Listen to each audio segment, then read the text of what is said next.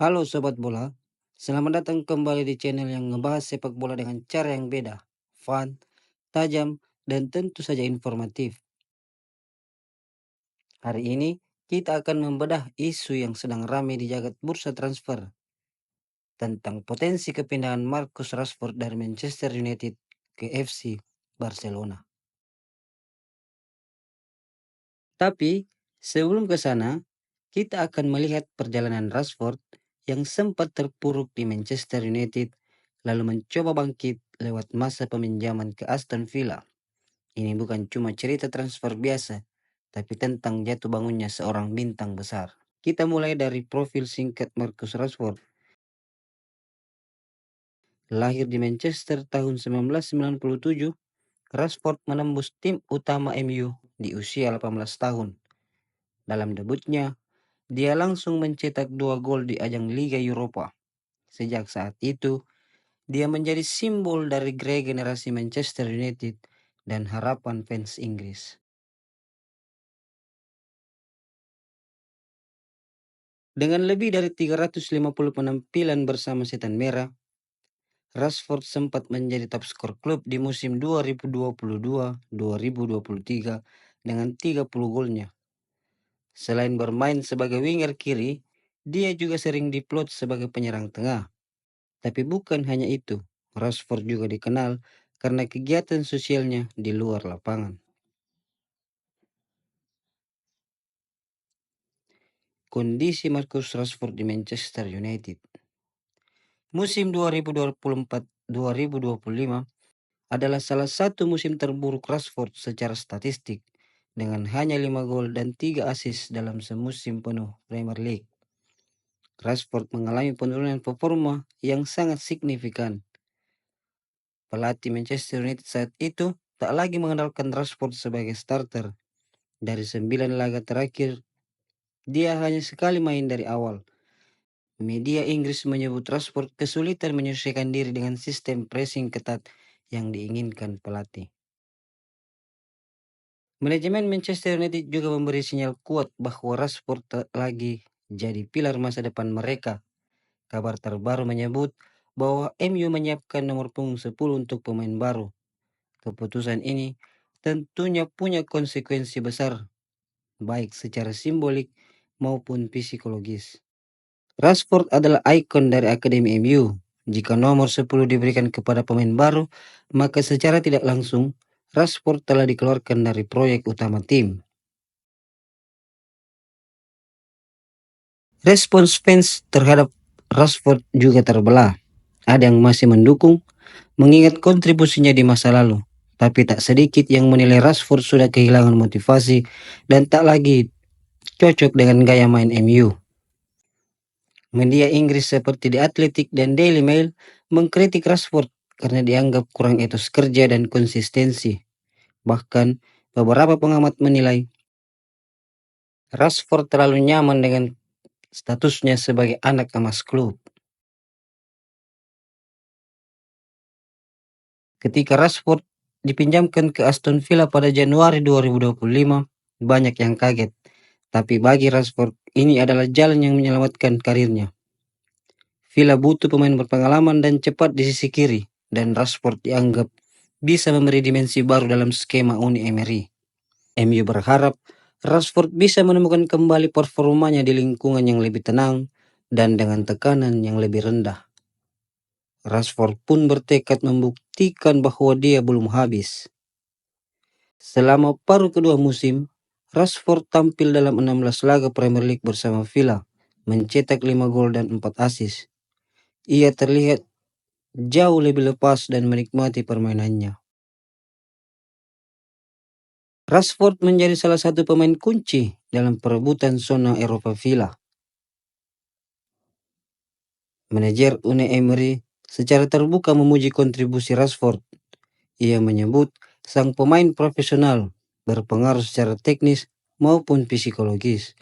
Dari sisi manajemen, Villa mempertimbangkan opsi untuk mempermanenkan Rashford jika negosiasi harga dengan MU berjalan mulus.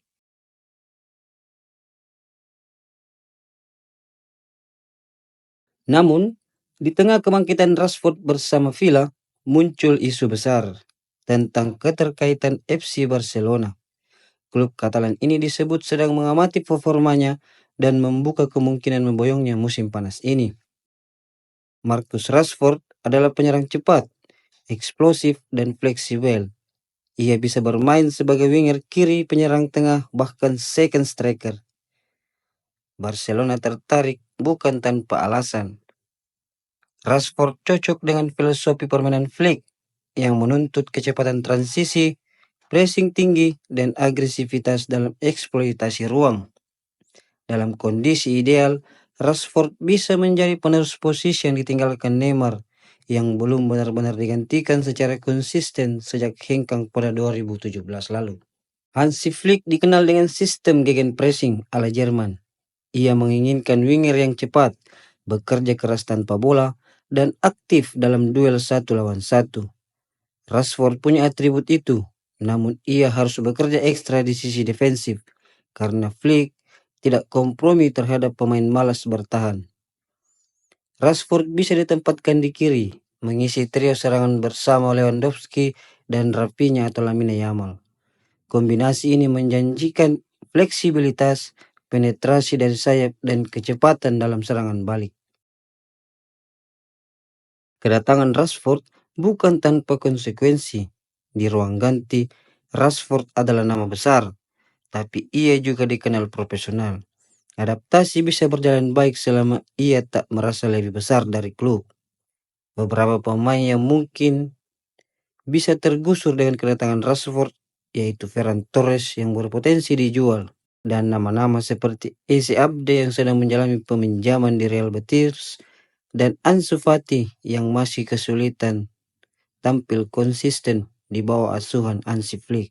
Secara taktik, Rashford cocok untuk gaya transisi cepat yang kadang diterapkan Barca untuk melawan tim-tim besar. Ia bisa menjadi pelengkap sempurna bagi pemain teknikal seperti Pedri, Frenkie de Jong, atau bahkan Dani Olmo. Karena situasi keuangan Barcelona yang masih dibatasi financial fair play, opsi realistis adalah peminjaman 1 musim dengan opsi pembelian. Ini mirip dengan kesepakatan Joao Felix dan Cancelo. Jika berhasil, Rashford bisa memberi variasi taktik dan opsi mencetak gol tambahan. Ia juga punya nilai komersial tinggi yang bisa membantu brand Barca secara global, terutama di pasar Inggris dan Afrika. Namun resikonya juga besar untuk mendatangkan seorang Marcus Rashford. Gaji tinggi dan kemungkinan inkonsistensi bisa jadi bumerang untuk Barcelona.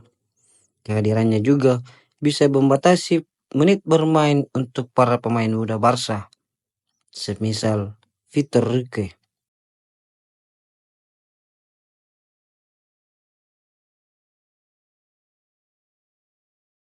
Deco dan tim scouting Barcelona belum membuat keputusan final. Mereka melihat Rashford sebagai proyek pemulihan yang bisa sukses jika motivasinya tinggi.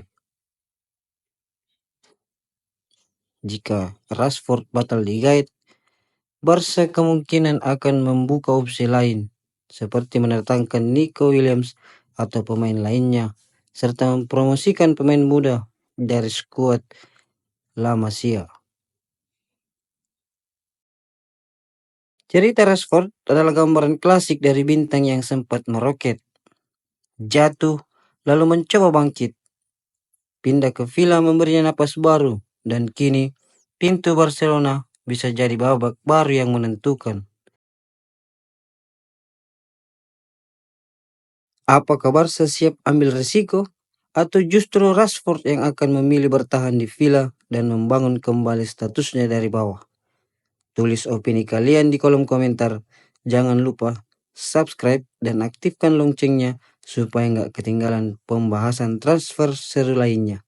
Sampai jumpa di video selanjutnya.